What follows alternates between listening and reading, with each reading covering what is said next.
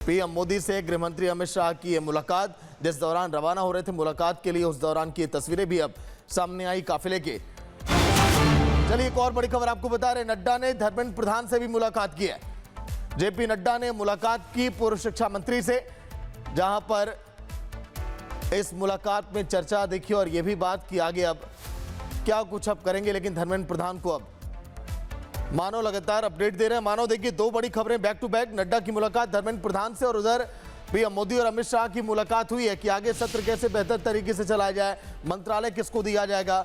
हो संभव है कि इन सभी बातों पर चर्चा चल रही है। मानव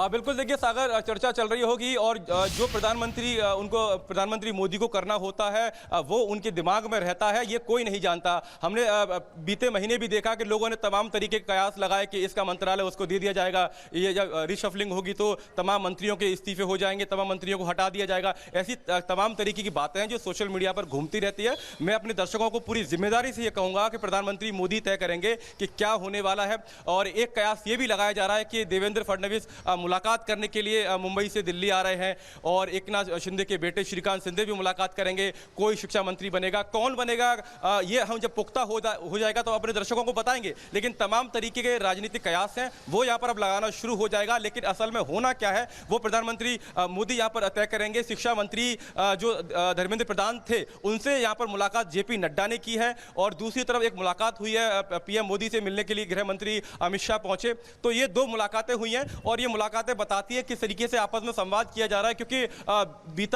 पिछला हफ्ता पूरी तरीके से एक तरीके से कहें तो बर्बाद किया अपोजिशन ने। सदन का एक मिनट भी वहां पर काम नहीं हो पाया। स्पीकर चिल्ला चिल्लाकर कहते रहे, संसदीय कार्य मंत्री किरेन रिजिजू के चिल्ला चिल्लाकर कहते रहे कि हम चर्चा के लिए तैयार हैं। लेकिन जिस मुद्दे पर अपोजिशन चर्चा करना चाहता था उस मुद्दे पर अपोजिशन ने, विपक्ष ने कोई चर्चा तक नहीं की और सिर्फ हंगामा खड़ा करना उनका मकसद था। ये बात स्पष्ट हुई और प्रधानमंत्री मोदी से जब गृहमंत्री मिले होंगे तो जाहिर सी बात है दोनों शीर्ष नेता हैं इस पूरी सरकार के, उनके बीच बातचीत हुई होगी कि अगली कमान किसको दी जाए, क्योंकि शिक्षा मंत्रालय बेहद ही संवेदनशील मंत्रालय होता है। कद्दावर नेता जरूर थे धर्मेंद्र प्रधान, लेकिन उनकी जिम्मेदारी यहाँ पर तय हुई, उनकी जवाबदेही यहाँ पर तय हुई। क्योंकि कहीं ना कहीं नीट के मामले में हमने देखा कि 3-4 साल से कई सारे लूप होल्स थे, उन लूप होल्स को भरने का काम यहाँ पर सरकार कर रही है, चाहे वो एनटीए में बदलाव करके कर रही हो, चाहे उन कर्मचारियों को हटाकर जो दीमक की तरह सिस्टम में काम कर रहे थे उन कर्मचारियों को हटाकर अपनी जिम्मेदारी तय कर रही हो।